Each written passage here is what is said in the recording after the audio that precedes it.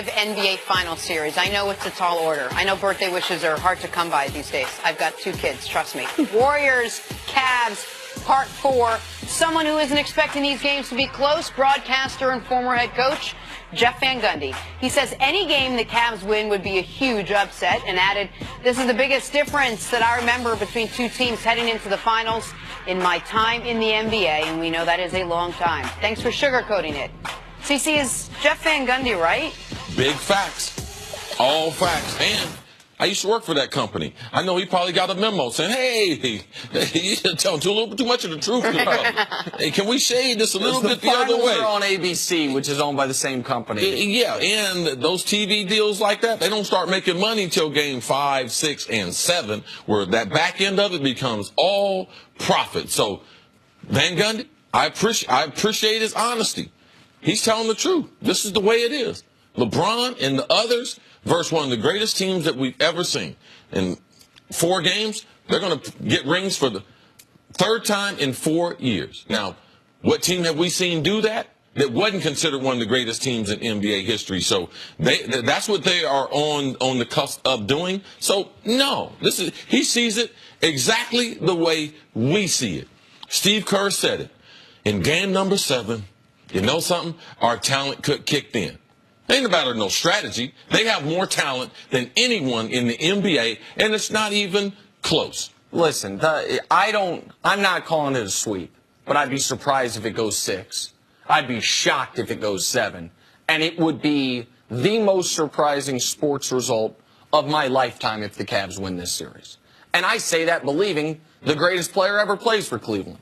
That is where the team aspect of basketball kicks in. Like, I understand that in basketball, one player can affect a result much more than in football, more than in baseball, except maybe if it's your starting pitcher who's just lights out. If the team gets him in position. Gets him in position. You can't win a game 0-0, so the starting pitcher's ability can be limited. Hockey, I guess, a super hot goalie, but we know NBA superstar is the most valuable asset in sports. And the Cavs have the superstar of all superstars. The problem is, and I thought C made a great illustration of this yesterday or the day before, which is after LeBron, who, if they were all free agents, how many names down the list do we have to go between the 2 teams being combined before you take a Cav? It goes LeBron, then it goes KD, then it goes Steph, then it goes Clay, then it goes Draymond, then it goes Iggy, then it goes... At that point, does it go Kevin Love? You take Kevin Love before Iggy. Oh, because of the injury. You take Kevin Love before Iggy? No, you take him before that if they're healthy. Okay, even at health. Yeah, even the way Kevin healthy, Love's in I mean, he's in my doghouse, but I'm going to give him that. Okay, so we would have to go down 4. But then after Kevin Love, there's not another name you take. You take Iggy, you take Kevon Looney, you take David West. Then maybe Tristan Thompson? Well, this is the thing. The biggest problem with the Cavs is not only LeBron, Kevin Love, but after that in this draft, I might take Jeff Green as far as the next Cavs to go compared to Tristan, because you're playing against the West. How valuable are they? So, I mean, you're way, way down in no man's land. Guys aren't going to play 8th, 9th, 10th on the roster. And here's why, because people might say, well, there was this finals between these 2 teams with a similar situation. 2015. When Kyrie got hurt in Game 1, Kevin Love was out for the series. No one's taking Delly or Mozgov over who the Warriors have. In that series, Cavs were up 2-1. That series went 6. What's the difference? The difference is that series, forget that Kevin Durant wasn't there. Leave that out for a moment.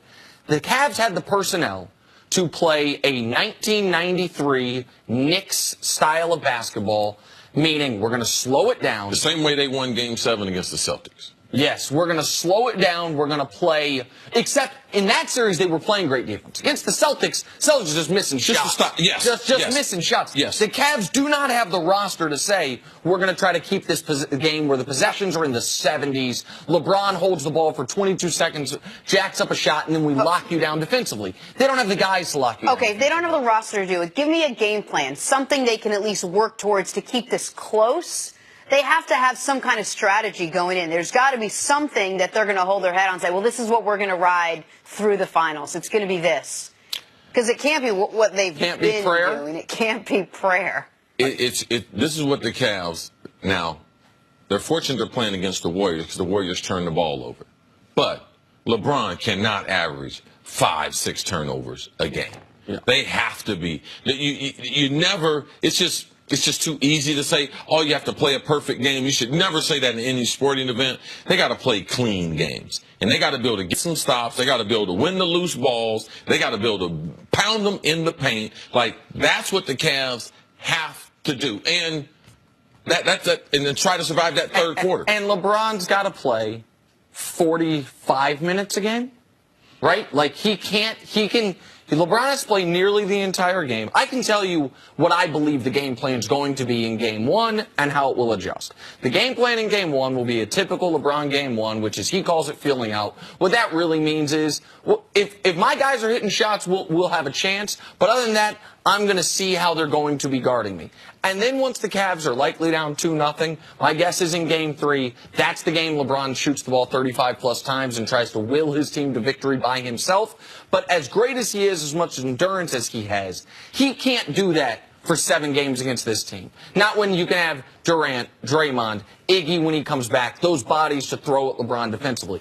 It's one of the reasons why Houston was such a better matchup for the Cavs, even though they'd have been heavy underdogs. Houston, since Mbah a Moute wasn't playable, didn't have the personnel to throw at LeBron. Golden State has Draymond, who is built to be thrown at LeBron, and Kevin Durant, who is so much longer than LeBron, he can cause some problems for him. Like, listen, I'd love to be, there's nothing more I wanted than to be able to come on TV the day after the Warriors won and pick the Cavs. I wanted to. I tried to think of a way to do it, and I couldn't. 12%? I couldn't. Vegas gives them 12%. That seems high. That's a 1 in 8 chance. That seems a little high. All right, take a break. Coming up, why is another team passing on Dez? Ask that question.